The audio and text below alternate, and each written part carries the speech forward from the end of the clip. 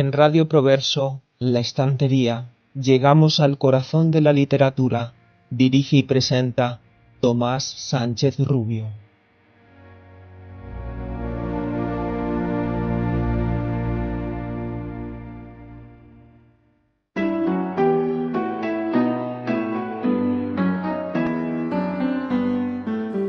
Diga lo que quiera de mí el común de los mortales, pues no ignoro cuán mal hablan de la estulticia, incluso los más estultos. Soy empero aquella, y precisamente la única que tiene poder para divertir a los dioses y a los hombres, y de ello es prueba poderosa, y lo representa bien, el hecho de que apenas he comparecido ante esta copiosa reunión para dirigiros la palabra, todos los semblantes han reflejado de súbito nueva e insólita alegría. Los entrecejos se han desarrugado y habéis aplaudido con carcajadas alegres y cordiales, por modo que, en verdad, todos los presentes me parecéis ebrios de néctar no exento de nepente, como los dioses homéricos, mientras antes estabais sentado con cara triste y apurada, como recién salido del antro de Trofonio. Al modo que, cuando el bello sol naciente muestra a las tierras su áureo rostro, o después de un áspero invierno el céfiro blando trae nueva primavera, parece que todas las cosas adquieran diversa faz, color distinto, y les retorne la juventud. Así apenas he aparecido yo, habéis mudado el gesto, mi sola presencia ha podido conseguir, pues, lo que apenas logran los grandes oradores con un discurso lato y meditado que, a pesar de ello, no logra disipar el mal humor de los ánimos.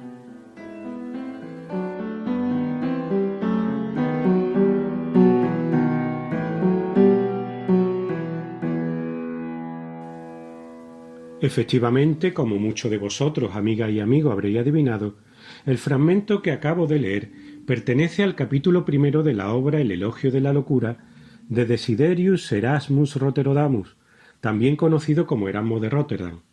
La obra, en griego encomium stultitia elaus en latín, e impresa por vez primera en 1511, es una sátira de las prácticas habituales en la época, especialmente de la Iglesia de Roma, de donde Erasmo había vuelto hacía poco profundamente decepcionado, así como de la pedantería de los sabios entre los que se coloca él mismo o de los poderosos de su época. Buenas tardes, amigas y amigos. Soy Tomás Sánchez Rubio. Es miércoles y estamos en un nuevo programa de La Estantería en Radio Proverso, la radio que es cultura, concretamente el número 51. Espero sinceramente que el espacio de hoy sea de vuestro agrado. En un mes pleno de efemérides relacionadas con la literatura castellana y universal, no podía faltar el recuerdo al humanista, filósofo, filólogo y teólogo holandés Erasmo de Rotterdam, quien por vez primera vería la luz un 27 de octubre de 1466 en Rotterdam o Gouda, hace justamente 557 años, falleciendo en Basilea el 12 de julio de 1536. Su obra más conocida, con la que hemos abierto el programa de hoy, Elogio de la locura, se dice que está inspirada en el libro De Triunfo Stultitiae del italiano Faustino Perisauli. Según palabra del propio Erasmo, tras redactarlo en una semana, revisó y desarrolló el trabajo durante una estancia en la casa que tenía su buen amigo Tomás Moro en Bucklersbury. Se considera el Elogio de la locura como una de las obras más influyentes de la literatura occidental y uno de los catalizadores de la Reforma protestante. La primera invitada de esta tarde en la estantería se llama Lourdes Delgado. El viernes 29 de septiembre, en San Juan de Aznalfarache, presentó con gran afluencia de público su primer libro, Zona Cero. Debo decir que yo leí Zona Cero este verano pasado, recomendado por nuestra amiga común Juana Rodríguez, que nos acompañó la pasada temporada en la estantería, y debo decir que la obra, desde sus primeras páginas, me cautivó, me zarandeó, me hizo reflexionar y me conmovió por un conjunto de cualidades no fácil de encontrar juntas en un libro.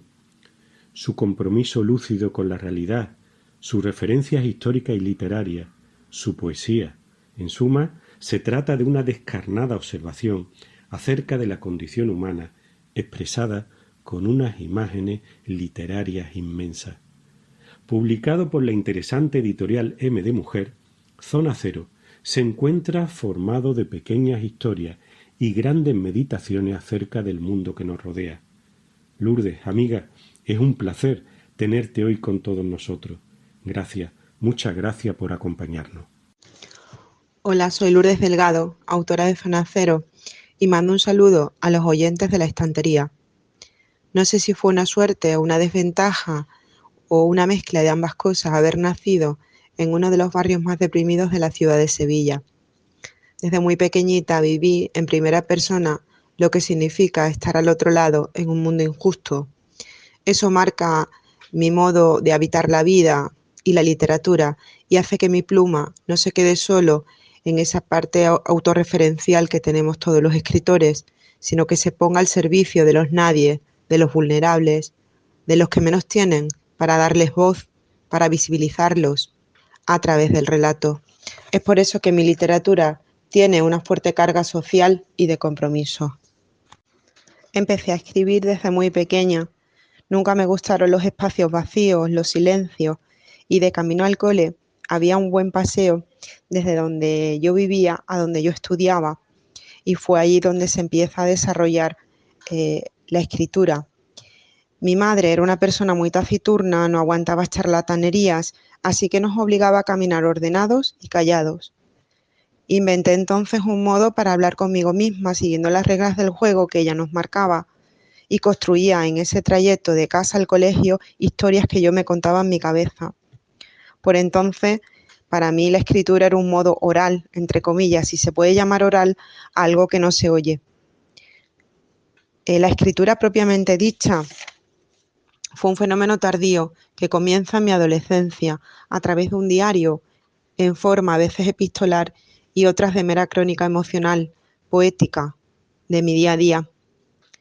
En aquella época me sentía muy atraída por el periodismo y soñaba con poseer una máquina de escribir, y los reyes hicieron su parte y me concedieron el deseo y por fin pude tener entre mis manos la tan deseada Olivetti. Luego vino la universidad y en las aulas de filología descubrí a los grandes de la literatura universal, con los que tuve el placer de conversar. A la pregunta ¿por qué escribo? Escribo porque es parte de mi esencia, de mi daimon, para usar el término platónico, porque no podría vivir sin escribir, porque solo a través de la escritura me siento plenamente realizada. Escribo como modo de curarme las heridas del alma, como terapia psicoanalítica para exorcizar mis demonios y para sacar mis monstruos de dentro del armario y de debajo de mi cama. Zona Cero es mi primer libro. Es mi primer intento de incursionar en el mundo literario. Zona Cero son un conjunto de relatos que tienen como hilo conductor la devastación. Está dividido en dos partes diferenciadas, no solo por el título que lleva cada parte, sino por la presencia de dos estilos completamente diversos. La división responde a una frase del maestro José de Sousa Saramago, que dijo una vez: existen únicamente dos potencias en el mundo, Estados Unidos y tú, pequeña superpotencia. En la primera parte, titulada El mundo, se recogen las que yo considero la zona cero del mundo que más me han removido por dentro, las que más trabajo me han costado de digerir. No presentan ningún orden cronológico, sino que aparecen en el libro como fueron apareciendo en mi mente. Ya que el libro está concebido como un edificio enorme con muchas ventanas que requiere de la libertad del lector, que puede elegir leerlo en el orden en el que aparecen los relatos o ir dando saltos y abriendo así al azar una ventana al mundo. En esta primera parte aparecen relatos como Guernica, Potosí, Allende, Guantánamo, Donbass, Gueto de Varsovia, Muerte de Castalia, Judinis, entre otros. Yo he elegido para leeroslo el texto que he titulado Auschwitz y dice así: donde un nuevo verbo, no somos todos iguales, no tenemos todos los mismos derechos, algunos tienen derechos y otros no. Allí donde este verbo enraiza, al final de esto está el lager. Yo esto lo sé con precisión. Primo Levi. Era Auschwitz por la mañana, cuando con los pies llenos de llagas, lo que quedaba del hombre se calzaba las botas, llenas de agujeros, rellenos de papel, para burlar las corrientes. Eran las caminatas, interminables, para llegar al trabajo a través de la nieve. Eran las patadas, los puñetazos en pleno rostro y el tormento inútil de encontrar un sentido. Era el hombre robado, robadas sus ropas, sus cabellos, el pelo de su cuerpo desnudo, robada la esposa, los padres, hermanos e hijos. Era el hombre sin duelos. Era Auschwitz, el olvido de uno, el hombre sin pasado, el hombre sin Dios. La soledad, donde los amigos eran los árboles o los riscos de las montañas que se avistaban en lontananza. Y eran las conversaciones con las puestas de sol, porque allí estaba el consuelo de los que nada tenían. Era el hombre del pijama a rayas y la realidad circundante que provocaba la náusea. Las ropas andrajosas, las cabezas piojosas, los compañeros sucios, famélicos, malolientes. Era el lodazal del suelo por el que se movían y las letrinas rebosantes de excrementos. Era el hambre desconocida por el hombre libre, aquel que un día miró para otro lado y siguió con su vida, cómplice de la barbarie. Eran los sueños con comida, el cansancio instalado en el cuerpo, el dolor, la pala, la lluvia, el viento, el vientre hinchado, los músculos rígidos, los rostros llenos de huesos y los ojos vacíos. Era Auschwitz, el hombre convertido en animal, en medio de la nada helada, el prisionero como carne de exterminio y los guardias como jaurías rabiosas escupiendo insultos y flagelando por diversión. Era el perro desnutrido y feo, con las costillas marcadas como los prisioneros, que se alegraba y movía la cola al verlos volver y que con sus ladridos les devolvía así la dignidad. Era la vida de un número tatuado en la piel, irrelevante, sin nombre, sin historia, sin que a nadie le importara el más allá del número. Eran los cigarrillos cambiados por sopa, esos versos de la Odisea, recordados y repetidos como letanía, los nocturnos de Chopin que resonaban en la memoria del músico, deseoso por volver a casa y acariciar el piano. Era el rezo del creyente o el canto del gitano. Esas eran las cosas que salvaban la vida. Era Auschwitz, la muerte, y los ojos habituados que ya no pestañeaban, ni se desviaban, ni conocían ya las lágrimas. Era Auschwitz, hombres comunes como tú y como yo, produciendo en su fábrica el producto que le habían ordenado producir, muertos. Era el baño y la pastilla de jabón en la mano y el ruido de enjambre de miles de cuerpos desnudos que gritaban dentro de las cámaras de gas. Eran las chimeneas por donde salían los afectos sin despedirse e inundaban con sus cenizas los cielos de Polonia. Hubo un tiempo en que la historia se vistió de locura y creó Auschwitz. Un tiempo en el que el lenguaje se quedó impotente, porque no tenía más palabras que el silencio para nombrar todo aquello. Hubo un tiempo en que el odio se hizo ley. Y a pesar de todo, a pesar del final del horror, a pesar de la liberación, del regreso a la vida de algunos, la pesadilla sigue atormentando. ¿Será verdad que Auschwitz no es un lugar, que no está dentro del lager sino fuera, entre nosotros, latente, esperando que otro lo despierte? Quizás por eso el prisionero 174.517, harto de vivir al filo del abismo, acabó lanzándose por el hueco de las escaleras para no tener que ver de nuevo cómo volvía a Auschwitz. En la segunda parte de Tu pequeña superpotencia, nos adentramos en la zona cero de las personas de a pie, tú y yo, individuos comunes, arrojados al mundo, a la insolidaridad y al vacío, a la incomunicación con el otro, a la excomunión a veces de nosotros mismos. Con Omóplato, la historia de una deformidad física, o Más allá de las colinas, que es la historia de un aborto, facticia, que es la historia de todos aquellos que alguna vez nos hemos rendido a ser otros, o Gatos de Cheshire, que es la historia sobre la felicidad obligada, o Fénix, que es una historia sobre un renacimiento espiritual, o Crusoe, que es una historia sobre la insularidad, o Cabas, que es un relato sobre el abandono. Entre otras, lo que he intentado de ofrecer es, en palabras de Freud, el poder curativo de la palabra, una especie de terapia de exorcismo literario contra nuestras propias zonas cero, contra nuestras propias devastaciones. El texto que he elegido de esta segunda parte para compartirlo con todos vosotros se llama Muriéndome y dice así: a veces no necesitamos que nadie nos arregle, a veces solo necesitamos que alguien nos quiera, mientras nos arreglamos nosotros mismos. Julio Cortázar. Y siento que sí, que esta vez es la definitiva, que esta vez estoy muriéndome, sí, que se me está cerrando el alma por dentro, sí, que ya no tengo esperanzas, que el perro que me habita se está huyendo. La nada, y la nada de mi nada, la nada de la apatía y la resignación y la estatua que soy cuando no soy nada. Soy una cadena de catástrofes como la vida misma, con ese moribundear mío de siglos, con esas saudades, con esa melancolía y ese fado que te llora en seco, por dentro, sin que nadie lo note, sin que nadie me note. Tengo la obligación para permanecer contigo de quedarme así, quieta, sí, con la sonrisa quebrada, con la mortaja apretada y el sepulcro habitado. Soy una agonía, una crónica sin futuro, y quien no tiene futuro vive al día, sin alas. Disfrazo cada mañana mi tristeza con trabajo duro, con versos ahogados en café, con miradas regaladas a desconocidos que nunca más veré, con obligaciones, buena madre, buena esposa, buena soportadora de cruces propias y ajenas.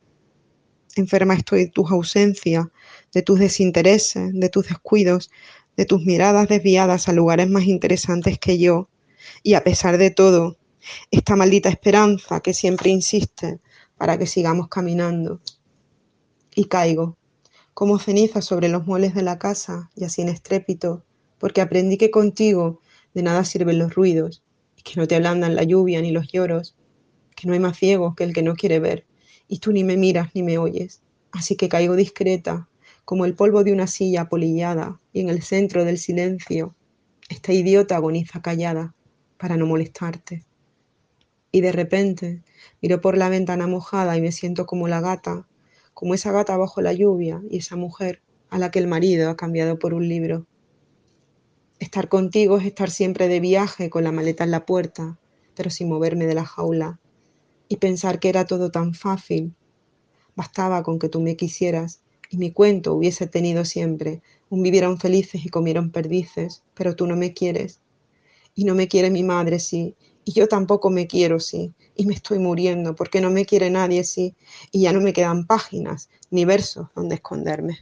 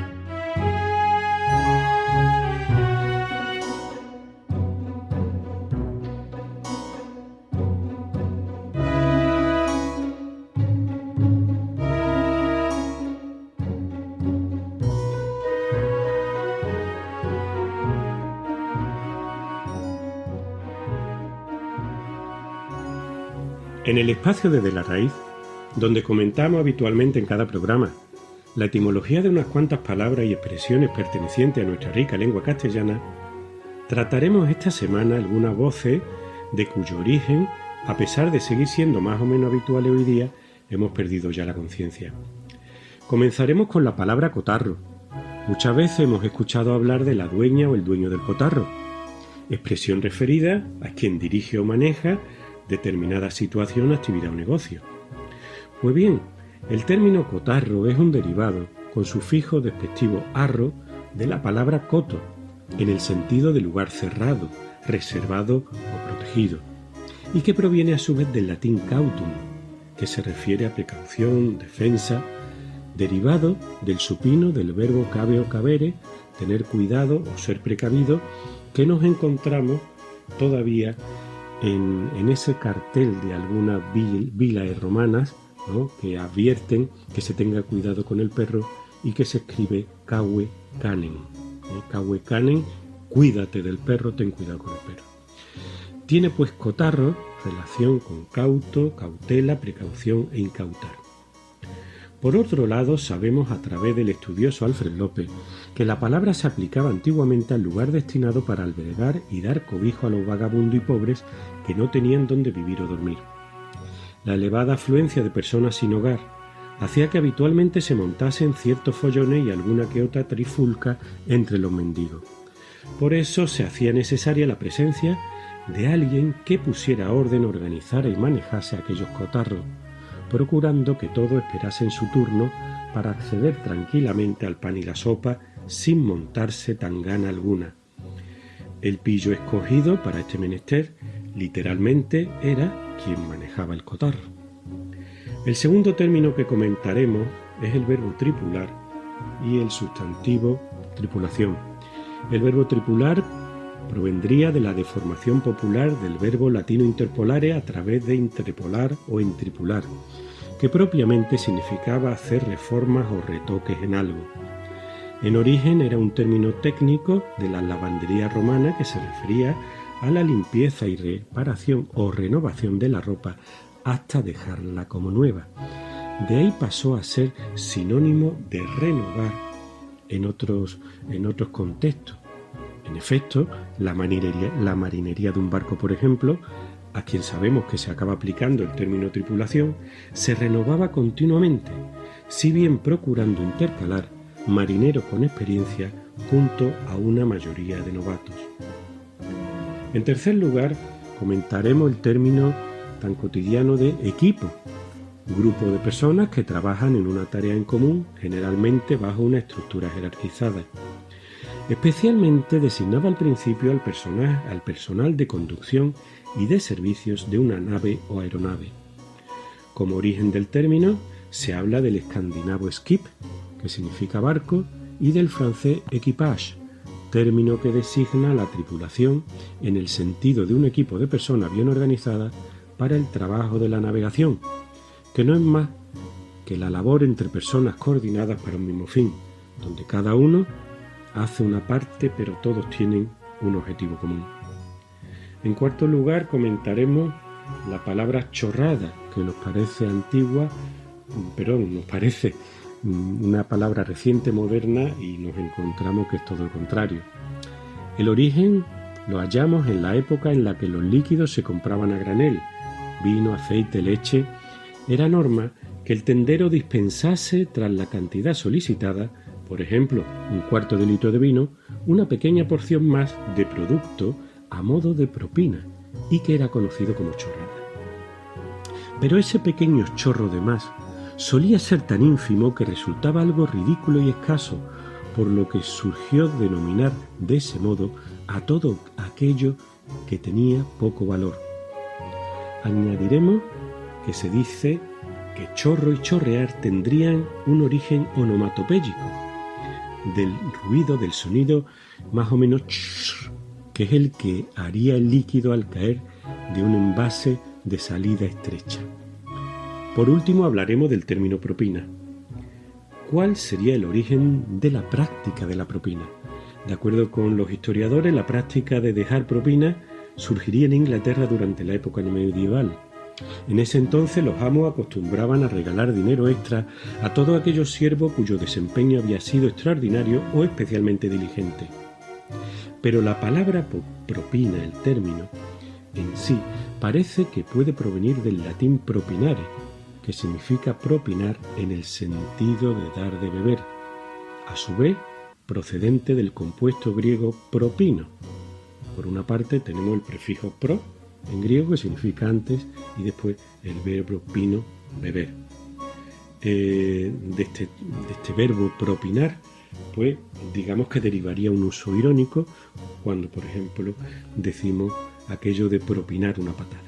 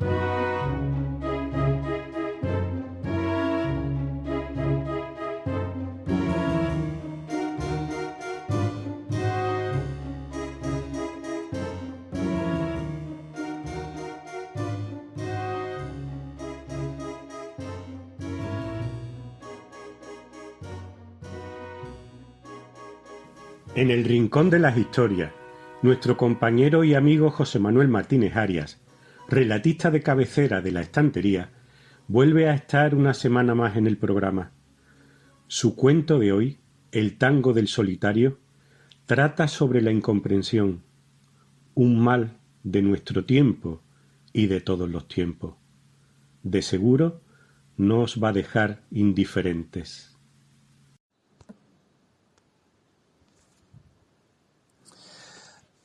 El tango del solitario fue escrito en diciembre de 2021. El único protagonista de este relato es algo así como la incomprensión. Está narrado por quien no puede o no sabe comprender qué es lo que se encuentra más allá de lo que ve o de lo que escucha. Viene precedido de una cita de la Consolación de la Filosofía de Boecio que dice: ¿Por qué el hombre maltratado por la desgracia ha de mirar inerte, rabioso en su impotencia, al tirano que lo tortura?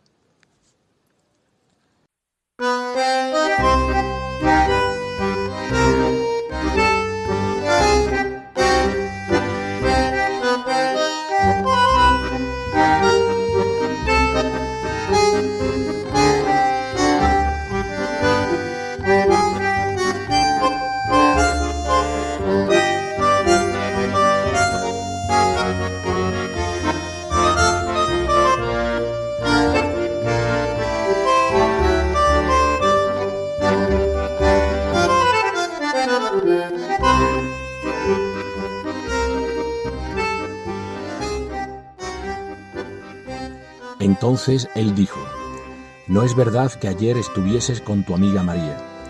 Y ella segura respondió: «¿Cómo sabes eso? ¿Has hablado con ella? ¿Acaso me espías?» «No, con ella no. Es simple, lo sé», dijo él. «Esta conversación fue muy al principio», dijo una noche. Después: «En la ciudad había una feria y en la feria una tienda. En la tienda había una adivina y frente a la adivina una mesa y una bola de cristal. En el interior de la bola de cristal había una nube blanda y en la nube no se distinguía nada más. Eso fue después. Antes él había dicho: entremos, y ella había respondido: no. Él había insistido: entremos, y ella había vuelto a responder: no, no me gustan estas cosas, me da miedo mirar lo que no se puede ver. Finalmente él había dicho: no preguntaremos por el pasado, venga, vamos. Después la adivina dijo mirando hacia él, cuídate de lo sublime. Y después, lo sublime tienta, lo sublime empuja, lo sublime crea, lo sublime destruye. Ella dijo, ya está bien, vámonos. Y él, ¿pero qué te ocurre, Marisa? Gritaba mientras ella salía de la tienda y la adivina murmuraba, la rueda de la fortuna. Él preguntó, ¿cómo? ¿Qué ha dicho usted? La adivina repetía, la rueda de la fortuna, cuídate de lo sublime. Antes de salir de la tienda, Marisa había mirado al interior de la bola de cristal. Por un instante creyó ver un tigre dando vueltas en el interior de una jaula. Vueltas y vueltas en la jaula el tigre giraba y giraba, con la bruma ocultándole apenas su rostro. Él, en cambio, como dijo más tarde, había visto solamente unas ventanas muy altas, con cristales de colores, estilo modernista, reflejando un cielo bajo y oscuro, una tempestad que giraba y giraba en el interior de la bola de cristal. Después de la tempestad volvió la bruma, cuando Marisa salió corriendo de la tienda de la adivina, que repetía, la rueda de la fortuna, la rueda de la fortuna, cuídate de lo sublime. Después, fuera ya, cuando agarró del brazo a Marisa, el tipo comprendió algo inesperado, algo que no parecía entonces tener nada que ver con la feria, ni con Marisa, ni con la adivina. Comprendió que él no era más el espectador de su vida, sino su protagonista, futuro y presente. Fue como una corriente lo que el tipo dijo, sintió, como una intuición o como un flechazo en la feria, en la puerta de la tienda de la adivina, justo cuando agarró del brazo a Marisa, quien se giró y miró al tipo con ojos de tigre y colmillos de tigre. Después él dijo, olvidémoslo. Seguro que esa tía había rociado la tienda con algún alucinógeno. Nada de lo que ha pasado ahí dentro es real. Olvidémoslo, Marisa. Ella, en cambio, no respondió nada, porque ella seguía viendo los ojos de tigre en el rostro de él y observaba cómo se movía nervioso alrededor de ella, mirándola mientras el humo de su cigarrillo le ocultaba la cara, como si aún estuviera en medio de una espesa bruma dentro de una bola de cristal. Más tarde, cuando el tipo entró en la habitación de la pensión, persiguiendo los labios rojos de Marisa, escrutando en sus ojos, girando y moviéndose al ritmo que marcaban sus manos, dijo que sintió el leve roce del pelo de ella en su cara, en su nariz, en sus labios, y el peso plomizo de sus sueños hundiéndose en el colchón de la cama. Días antes había dicho al oído de Marisa, preferiría entrar en tus sueños antes que en tu lecho. Ese tipejo no sabía lo que decía ni por qué lo decía. Después dijo que tuvo un sueño terrorífico. Siempre eran terroríficos sus sueños con animales, decía, pero aquel fue el peor de todos, dijo.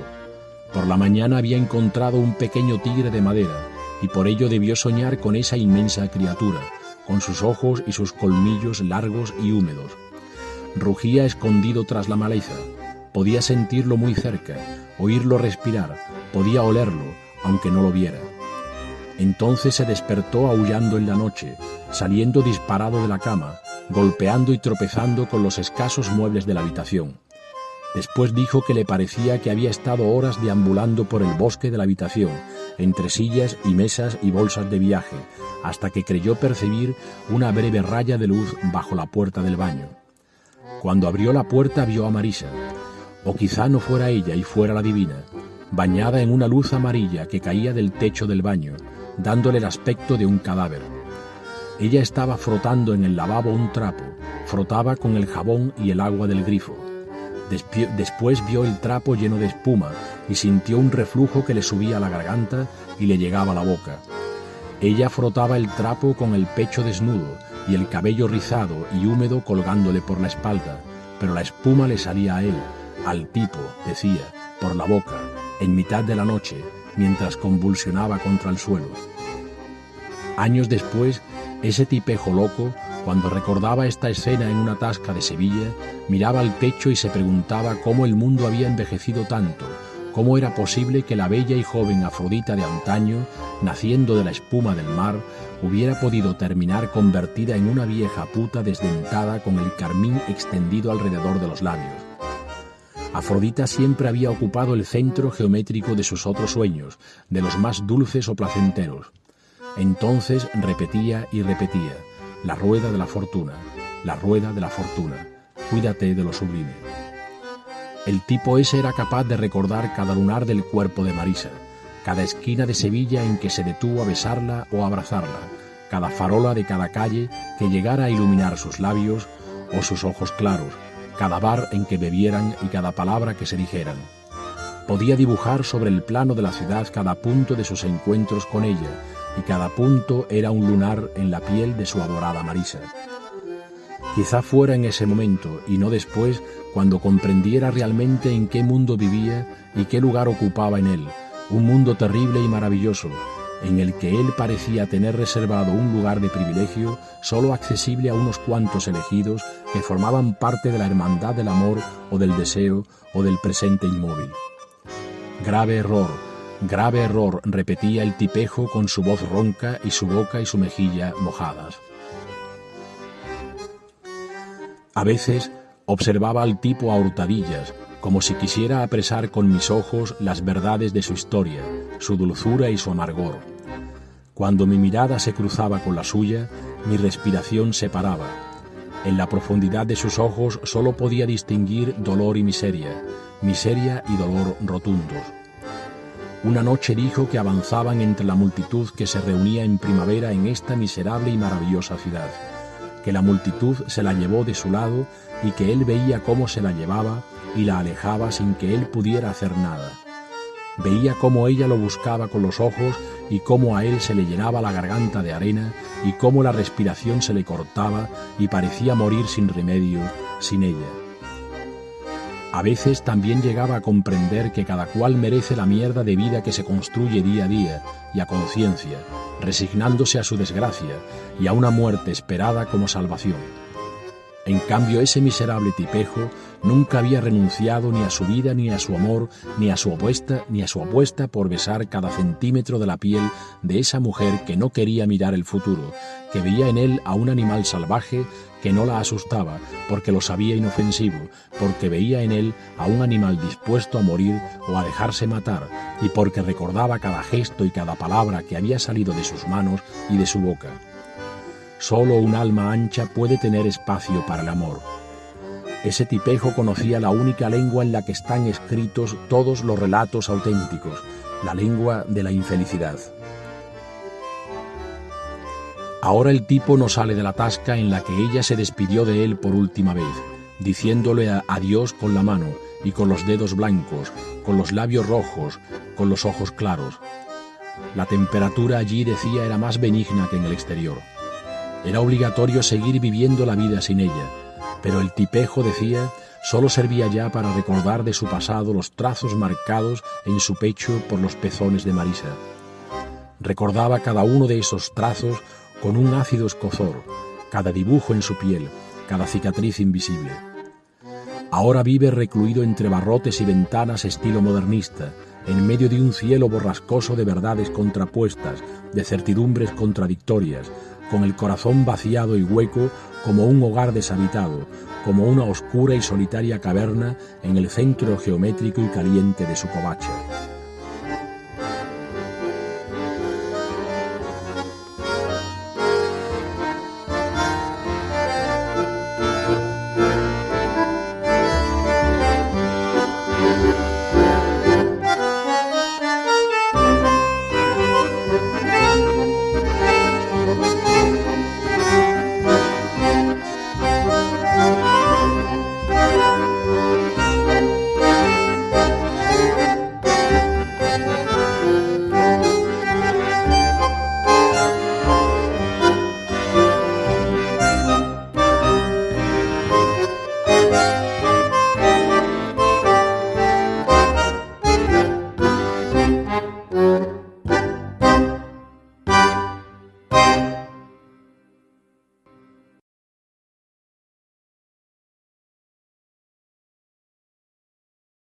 El pasado 4 de agosto, en la Casa de Cultura de Nogales, hermosa localidad extremeña de la comarca de Llanos de Olivenza, con la colaboración de la Asociación de Mujeres, se estrenaba la obra de teatro El Mercadillo, El autor de dicha pieza dramática se encuentra hoy con nosotros.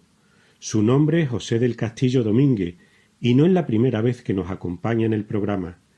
Escritor de dilatada trayectoria, con una decena de libros en su haber, el último de los cuales, Sacudiendo la muerte de Editoriales Libris, tuve el honor de presentar hace casi un año en Noche del Baratillo, nos hablará hoy no como poeta, sino acerca de su faceta de autor teatral, su otra gran pasión. José del Castillo Domínguez nació en Sevilla en 1971. Aquí estudió en el Colegio Portaceli de la calle Eduardo Dato, si bien mantiene un vínculo estrecho con Nogales, Badajoz, donde vive actualmente. Bienvenido esta tarde a la estantería de Radio Proverso, querido amigo José. Es un placer tenerte de nuevo entre todos nosotros. Un saludo a todos los oyentes del programa de estantería y dar las gracias a Tomás Sánchez por darme la oportunidad de dar voz a mis nuevos proyectos. Soy José del Castillo Domínguez y en este caso voy a hablaros de una faceta nueva que estoy desarrollando, que es la creación de la obra de obras de teatro, de escribir obras de teatro. La Asociación de Mujeres de Nogales, de aquí de Badajoz, pues me pidió que le buscara una obra de teatro para representarla. Y el tiempo era corto, entonces yo vi que era muy difícil, además con los actores que contábamos en ese momento, que eran 5 personas, 6. Y entonces le propuse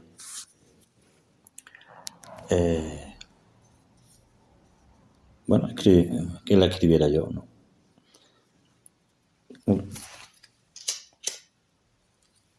Me adaptaba a ellos y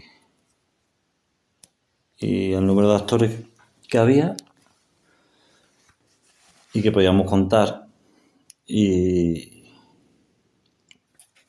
bueno, me puse mano a la obra. Todo en un tiempo récord.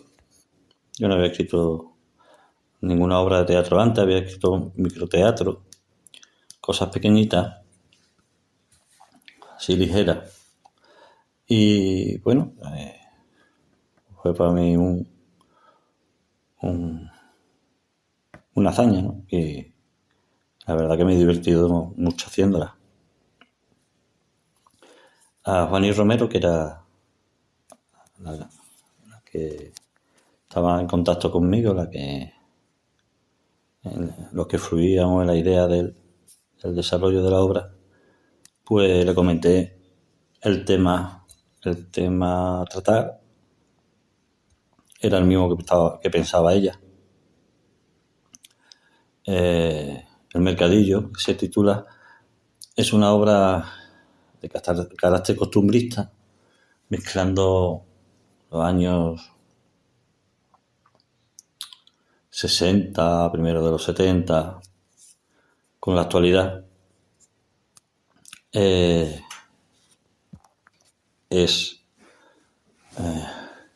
una obra en defensa de la mujer, reivindicativo, y donde trata suavemente el tema del maltrato. El maltrato femenino.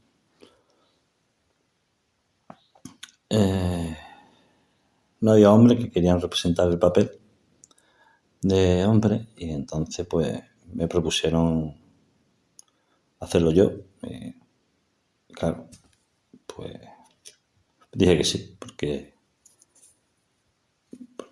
bueno, no había nada y veíamos que faltaba, que nadie se apuntaba y yo encantado. La verdad que ha sido una experiencia gratificante para mí y algunas actrices que nunca habían hecho representación alguna. Y nos lo hemos pasado muy bien, ha sido muy divertido. Hemos disfrutado mucho. No. Y bueno, la obra también va dirigida a un público, al público del pueblo. No le puede dar tampoco una cosa abstracta, ¿no? Entonces, pues, por eso el ser surrealista, ¿no? Por eso al hacer una obra costumbrista. Animado que estoy sobre la nueva tarea que me he metido encima, pues acabo de comenzar otra obra de teatro, ahora en septiembre. No sé el tiempo que voy a tardar en hacerla. La obra anterior es cortita, la del Mercadillo duró 40 o 45 minutos y esta pretende que dure, si se puede, una hora y pico.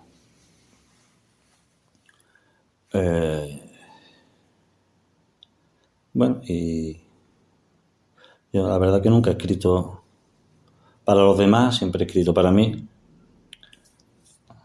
En ese sentido también ha sido un objeto de superación personal, porque no es lo mismo escribir lo que te apetece que escribir que siempre me apetece escribir, pero en este caso pensando en cómo. Bueno, se representó este verano ya pasado y la verdad que la gente se rió mucho.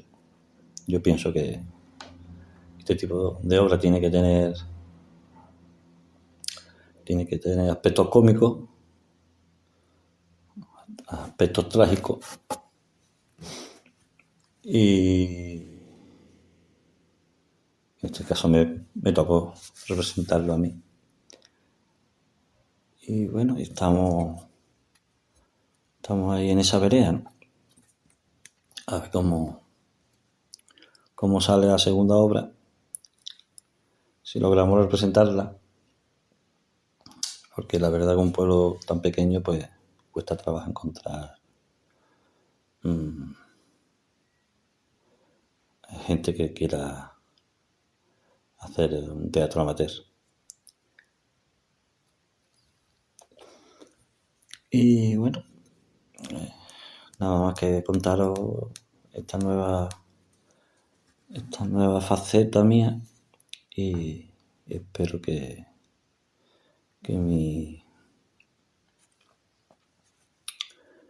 mi aportación sea por lo menos grata. Sigo escribiendo poesía, sigo escribiendo relatos. Tengo proyecto un libro de relatos, tengo proyecto un montón. Tengo muchos libros inéditos. Eso no lo dejo, porque eso es la alma mater mía. Ante todo, creo que me considero un creador de versos y bueno, aumentando facetas. Muchas gracias a Tomás Sánchez Rubi por darme voz y a los oyentes de la estantería. Nos vemos con la literatura y nos escuchamos. Muchas gracias.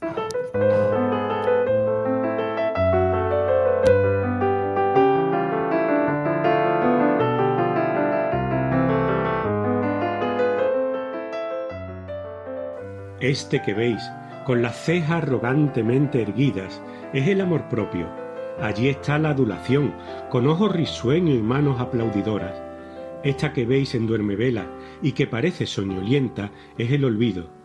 Esta, apoyada en los codos y cruzada de manos, se llama pereza. Esta, coronada de rosa y ungida de perfume de pies a cabeza, es la voluptuosidad. Esta de ojos torpes y extraviados de un lado para otro es la demencia. Esta otra, de nítido cutis y cuerpo bellamente modelado, es la molicie. Veis también dos dioses mezclados con esa doncella. de los cuales a uno llaman como y al otro sublime modorra. Con los fieles auxilios de esta familia, todas las cosas permanecen bajo mi potestad y ejerzo autoridad, incluso sobre las autoridades.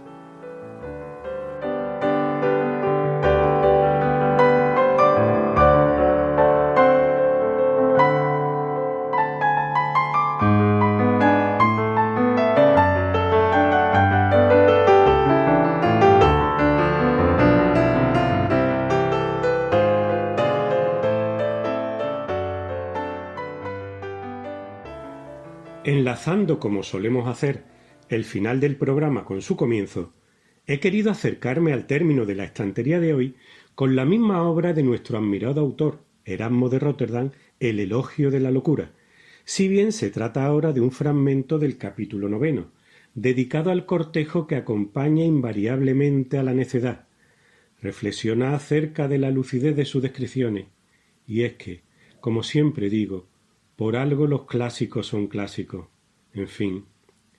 No obstante, me gustaría terminar haciendo referencia al gran Tomás Moro, a quien mencionamos al comienzo por ser gran amigo de Erasmo. Autor del famoso libro Utopía, hombre sabio y consecuente, importante detractor de la Reforma protestante y en especial de Martín Lutero y de William Tyndale, en 1535 fue enjuiciado por orden del rey Enrique VIII, acusado de alta traición.